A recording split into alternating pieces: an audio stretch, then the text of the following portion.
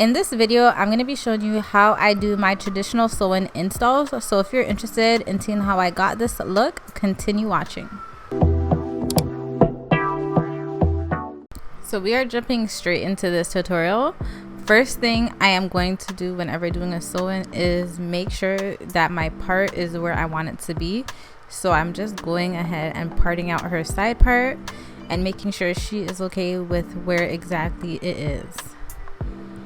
And once we like where the part is, we're gonna go ahead and part around that for her leave out. So you want to make sure you're leaving out enough hair to cover the tracks that are going to be at the top. So if her hair is thin, you want to make sure you're leaving out more hair, and if her hair is thicker, then you can leave out less hair. Once I have that section parted out, I'm just going to put it away because we're not going to use it until after the sewing is done. And this is how it looks, a little curved part for her side part. And then she wanted hair on this side left out, so I also parted out some hair and I put that away because I'm not going to be braiding it. So right now I'm braiding the foundation. So I like to braid my clients' hair based on the density of their hair. So if they have a lot of hair, if they have thick hair, you want to make sure you're braiding their hair smaller than if they didn't. So you want to keep that in mind for a flat sew-in. So this is my first braid, and in my second braid, as you can see, I am attaching the end of the first braid into the second braid, and I am going to continue adding the end into each braid after that until I reach the middle. I like braiding from one side to the middle and then starting on the opposite side and braiding to the middle where the braids would meet. And once you reach the end, you will end up with two braids at the end that you braid into one braid. But here I'm just showing you guys my foundation. So there are different ways that you could braid for your sew-in foundation. This is just the way I prefer to braid. So here you can see me starting on the opposite side. I just took out a piece of hair right at the front and left that out because I do prefer leaving that out when I do side parts. One thing I will say is if your client prefers to leave their edges out, be sure to ask them before you start braiding, because you don't want to braid and then they say that they wanted it left out. So just keep that in mind. But she didn't want the hairline left out, so I just braided it.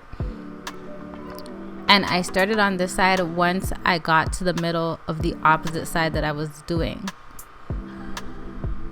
So as you can see, we are now meeting basically in the middle, and this is how my foundation is.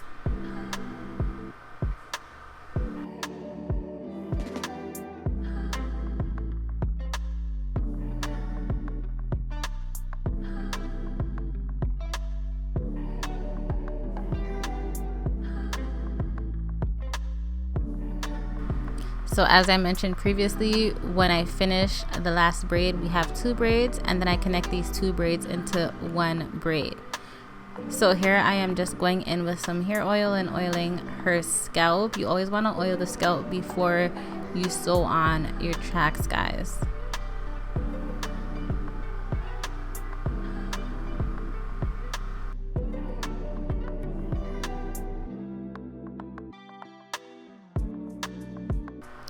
And so this is how I just fold up that piece of hair and sew it down in between two braids. So this is what I find easier to do than having like 6 braids hanging at the back of the head and having to flip them over to sew up. So this is the reason why I really do like this type of foundation. So once I've sewed it up, I'm just cutting off the extra piece of hair. This is braiding hair, not her real hair, guys. So if it is your client's real hair, you want to make sure that you sew it all the way up. But I'm just showing you guys how I start my track placement. anytime I'm starting a track, I go through the weft the first time. And then after that, I'm going basically through the braid and through the hair itself. So only when starting my weft and when finishing, I will go through the weft.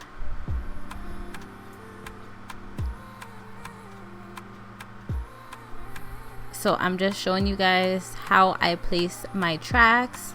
I do like flipping over the hair instead of cutting the track. So you want to make sure when you're flipping over the hair, it is nice and flat, guys. I keep one track behind the other, so I'm not flipping over and sewing down both pieces at the same time, because it creates like a hump. So instead you want to keep one track behind a bit, that way it is flatter. But you guys will see me doing it throughout the video. I'll have a better angle to show you guys. Another thing I would like to point out is when you are sewing your tracks, you want to make sure the track is exactly where you want to be sewing it. So as you can see, I placed the track down exactly where I want to sew it, and then tighten it. The way I knot each piece of thread when I'm going through, you want to make sure you tighten it, and trust me, it is not moving anywhere. So this is me folding over the track. As you can see, I folded over one piece, and the other piece that is doubled is behind it. So I basically do this throughout the whole entire head. I go from one side to the next. The same with the opposite side. The only thing is, when doing a side part, you want to focus more on the side that you have more hair on, because you will be adding more hair on that side than the smaller side, and you would have to be flipping the tracks midway. So when you reach about halfway to the next side, you want to flip and go back. I would also like to add that when you are starting the wefts like this, where the hair is folded up, you want to make sure the weft is underneath the braid, because you do not want your clients to be going home and feeling their own hair. So you always want to make sure you're sewing underneath that braid, so the weft is sitting at the bottom of the braid and not on top of the braid. This is very important, guys.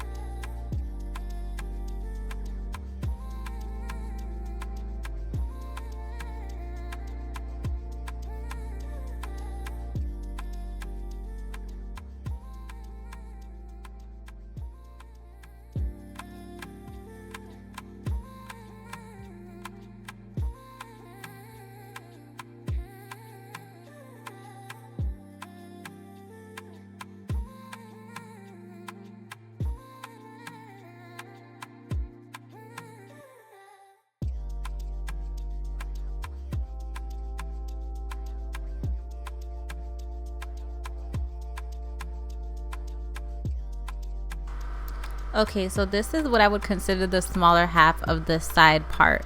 So you want to make sure that this side is really flat, guys. You do not want to be stuffing hair, not flipping tracks properly on the side, because trust me, it can make or break the sewing. So I do like going with the end of the tracks on the side, just because it lays a lot flatter than having to always flip over the tracks. So if you do have cut pieces or anything like that, you always want to start them on this small section at the side, just so that it lays flatter. But I do like doubling my wefts, so I do double probably the first 2 rows, and then I go ahead and single weft the others.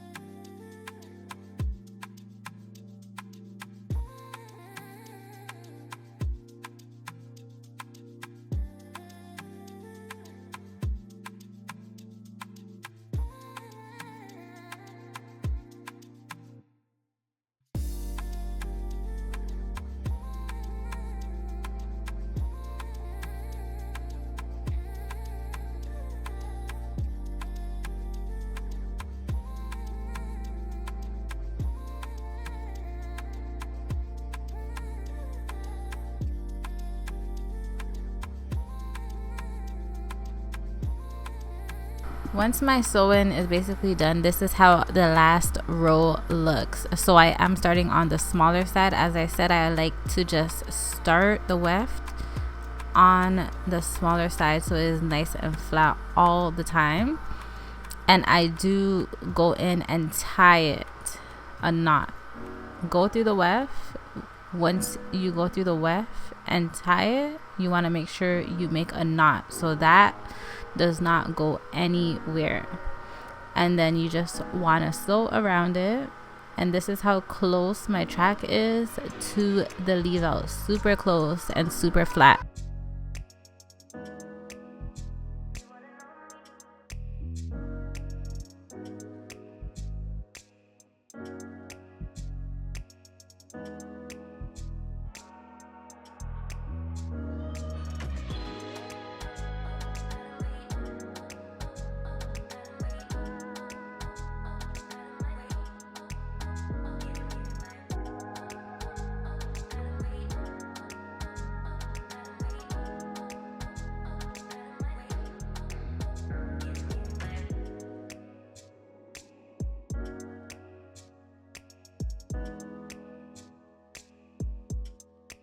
And once I finish sewing, any of the remainder here will get cut, and I will just secure that last end with a knot as well. So once you do go through the weft and knot it, you just want to go ahead and make another knot to secure it in place.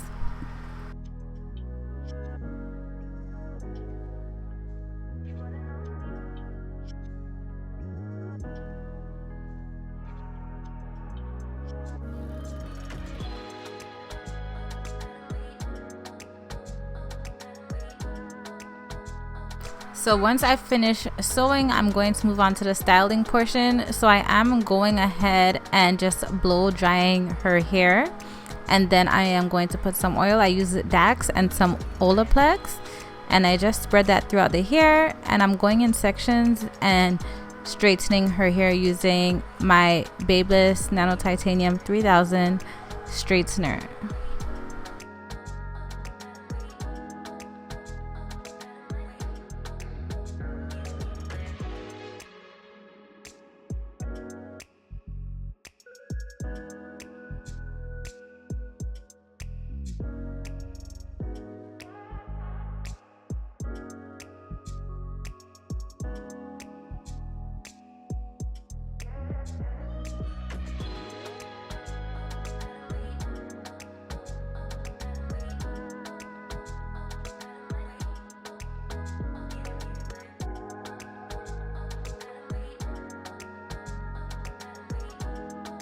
So once I finish straightening the extensions, I'm going to go ahead and straighten out the leave out. So I do like to straighten out the back of the leave out first, just because you don't want to mold the part and you need to figure out how you're going to make the line go away at the back, if you know what I'm saying. So I always like to section out the back first and then straighten the sides out.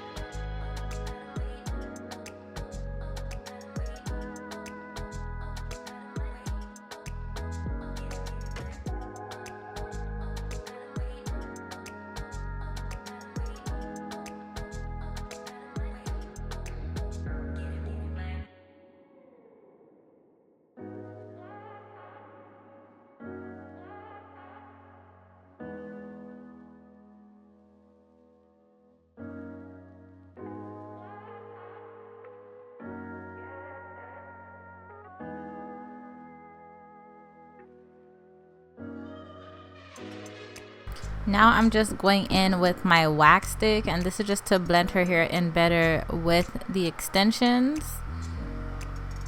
And then I am going to be doing the hairs that I left out. I just made a little swoop. After that was done, I just went in with my finishing sprays. I used some BioSilk Shine On Spray and my olive oil sheen, and that was it. If you guys liked how I did this sew-in, comment down below. Let me know if you guys would have changed something. Let me know any other styles you guys would like to see me achieve. I hope you guys like this video. Comment, subscribe, all that good stuff. And I'll see you guys in the next one. Bye, guys.